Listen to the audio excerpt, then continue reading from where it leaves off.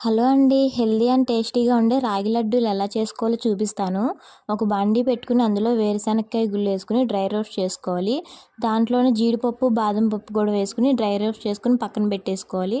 అందులో కొంచెం నెయ్యి వేసుకుని రాగి పిండి కూడా వేసుకుని వేపుకోవాలన్నమాట పచ్చివాసన పోయేదాకా. ఇంకా తరిగిన బెల్లం కూడా వేసుకుని కలిపేసుకోవాలి. చాలకపోతే మళ్ళీ వేసుకోవచ్చు. యాలకులు దంచి వేసేసుకోవాలన్నమాట. ఇందాక డ్రై రోస్ట్ చేసుకుని పొడి పట్టుకుని అది కూడా దీంట్లో వేసి కలిపేయాలన్నమాట. మొత్తం కలిసిపోయాక దీన్ని ప్లేట్లో తీసేసుకుని పక్కన పెట్టేసుకోవాలి.